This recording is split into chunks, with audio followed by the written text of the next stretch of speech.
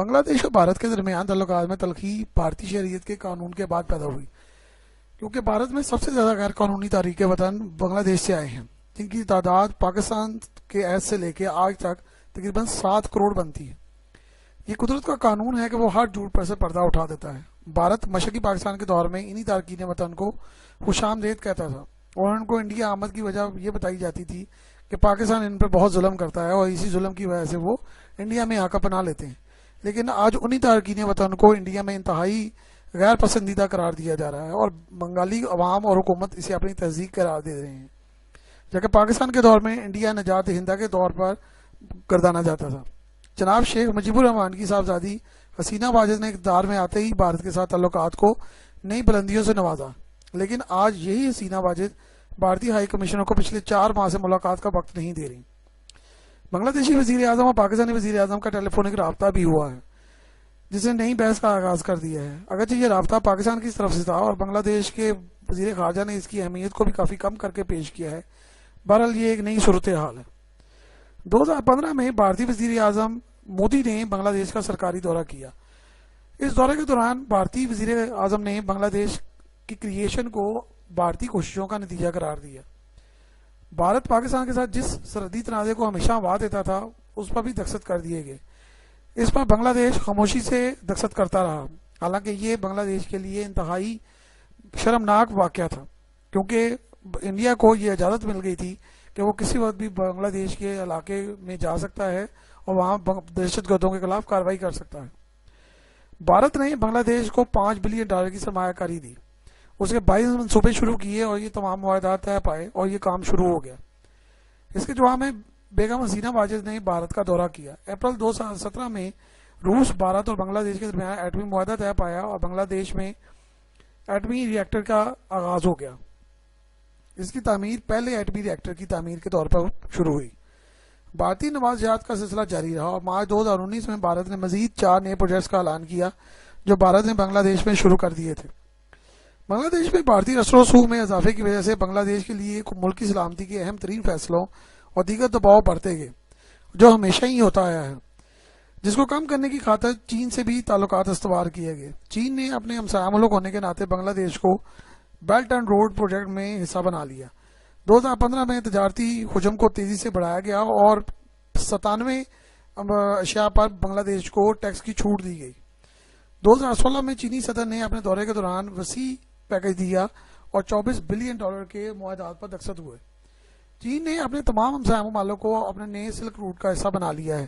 صرف بھوٹان اس معاہدے کا حصہ نہیں ہے، کیونکہ دونوں ممالک کے درمیان سفارتی تعلقات قائم نہیں ہیں۔ انڈیا اور بنگلہ دیش کے تعلقات بہت مضبوطی کی طرف رواں تھے، اور چین کے ساتھ بنگلہ دیش کے بڑھتے ہوئے تعلقات بھی اپنی جگہ پر سٹینڈ کر رہے تھے۔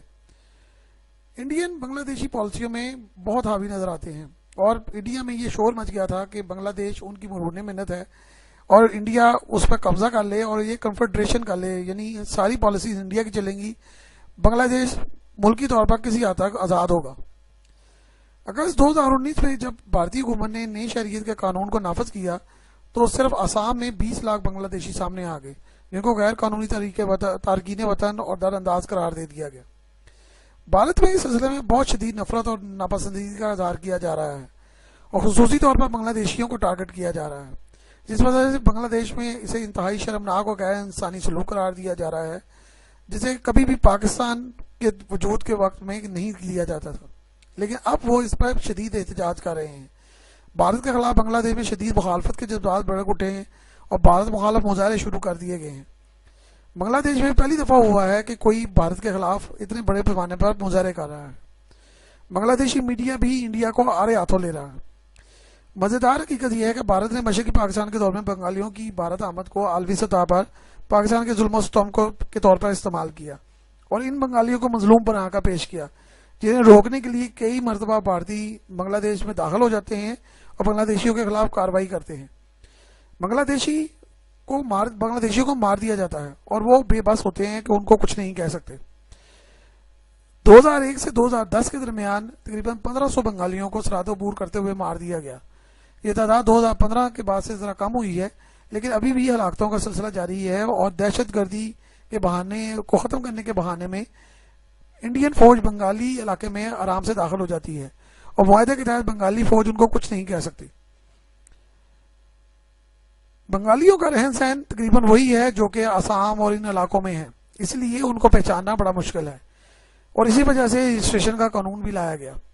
لیکن ان لوگوں کو رجسٹریشن مل چکی ہے جو اس سے پہلے اپنے آپ کو رجسٹر کرا چکے تھے اور جن کو مشرقی پاکستان کے نام پر کو بدنام کرنے کے لیے بلایا گیا تھا.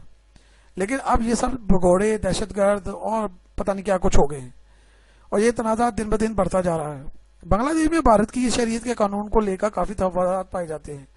اسی وجہ سے اکتوبر 2019 میں بنگلہ دیشی وزیر اعظم بھارت گئی, لیکن انہوں نے اس کو کوئی زیادہ اہمیت نہ دی اور مختلف بہانے اور ہیلوں سے ان کو واپس کر دیا.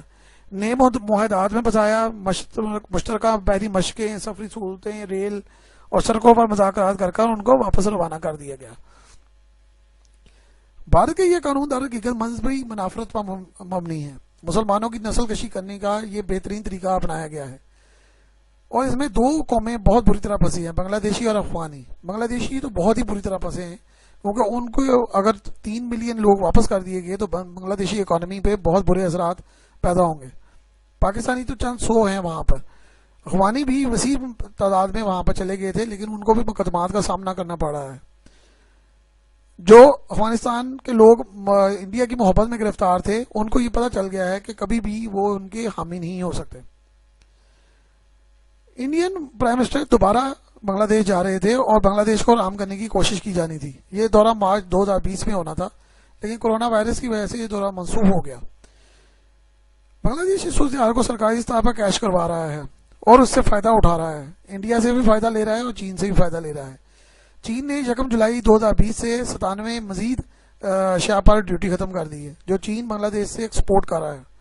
بنگلہ دیش نے روڈ اینڈ بیلٹ پروجیکٹ میں بھی شمولیت اختیار کر لی ہے اور 64 بلین کے معاہدات کا ایک خط ان کو بھجوایا ہے کہ چین بنگلہ دیش میں ان معاملات کو شروع کرے. چین نے کورونا کی وبا میں بہت بنگلہ دیش کی مدد کی ہے, مفت میڈیکل سپلائیز دی ہیں اور بہت ہی زیادہ امداد دی گئی ہیں. مشترکہ کمیشن بنائے گئے ہیں اور چین نے اس ساری صورتحال کو خوب کیش کروانے کی کوشش کی ہے. چین نے بنگلہ دیش کی فضائیہ کے لیے جدید ترین J-10 طیارے بھی آفر کر دیے ہیں. چین اور بنگلہ دیش پہلے ہی دفاعی تعاون کا معاہدہ کر چکے ہیں. بنگلہ دیشی فضائیہ چینی ساختہ F-6 اور F-7 BG اڑاتے رہے ہیں. بنگلہ دیشی نیوی نے چین سے فریگیٹ بھی خریدے ہیں اور اینٹی شپ میزائل بھی خریدے ہیں. چٹاگانگ میں اینٹی شپ میزائلوں کا اڈہ بنایا گیا ہے جو مکمل طور پر چینی ماہرین نے بنایا ہے. بنگلہ دیشی آرمی چینی ساختہ ٹائپ 69 ٹینک استعمال کر رہی ہے جو واحد ٹینک ہے ان کے پاس. ان ہتھیاروں کے سلسلے میں ٹیکنالوجی بھی دی گئی ہے اور بنگلہ دیشی اس معاملے میں کافی فائدہ اٹھا رہے ہیں. اس نئی صورتحال میں پاکستانی وزیر اعظم جناب عمران خان نے بنگلہ دیش کی وزیر اعظم کو ٹیلی فونک رابطے میں لیا اور تعلقات کی بہتری پر زور دیا. کشمیر پر بھی بات کی گئی, کورونا وائرس پر بھی بات ہوئی. پاکستان کے نئے ہائی کمشنر کو بنگلہ دیش میں تعینات کیا گیا ہے. عمران احمد صدیقی بنگلہ دیش میں 20 ماہ تک اپنے اسناد بنگلہ دیشی وزیر خارجہ کو پیش کرنے کے لیے بیٹھے رہے, لیکن ان کی اسناد نہیں لی گئی. بھارت اور بنگلہ دیش کے درمیان تعلقات کشیدہ ہونے کے بعد یہ سفارتی کوششیں رنگ لائیں یا خود بخود ہوئیں کہ بنگلہ دیش نے ان کے سفارتی ڈاکومنٹس لے لیے. لیکن بنگلہ دیش میں پاکستان کے لیے کوئی اچھے جذبات نہیں پائے جاتے. بنگلہ دیش کی خواہش ہے کہ پاکستان بنگلہ دیش سے سرکاری طور پر 1971 کے واقعات پر معافی مانگے.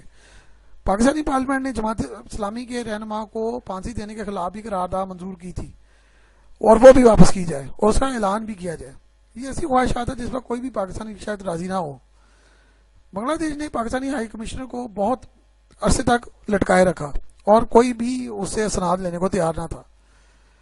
نریندر مودی نے خود اعتراف کیا کہ بنگلہ دیش کا سارا ڈرامہ انڈیا کا رچایا ہوا ہے. اب یہ صورتحال یہ سوال کرتی ہے کہ نشانہ پاکستان نے بنایا تھا بنگلہ دیشیوں کو کہ انڈیا نے.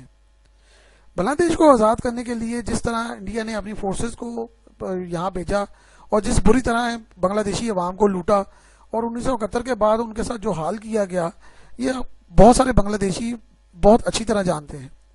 اسی وجہ سے شیخ مجیب الرحمان نے یکسر اپنی پالیسی بدل دی تھی اور وہ پاکستان میں ہونے والی اسلامک سمٹ کانفرنس میں 1974 میں خود تشریف لائے تھے.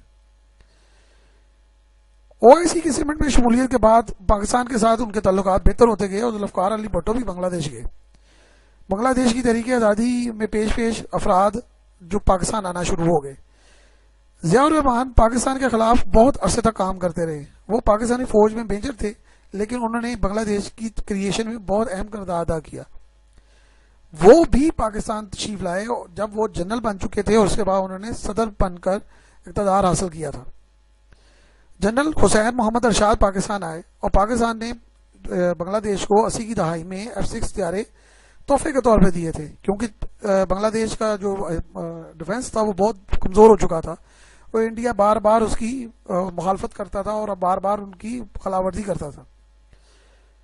1974 کے معاہدے کے تحت دونوں ممالک ایک دوسرے کے معاملات کو وہیں پر چھوڑ کر آگئے تھے جہاں پہ 1971 میں ہوئے تھے اور دونوں نے اس پہ ایگری کیا تھا کہ کوئی بھی اس کو نہیں اٹھائے گا.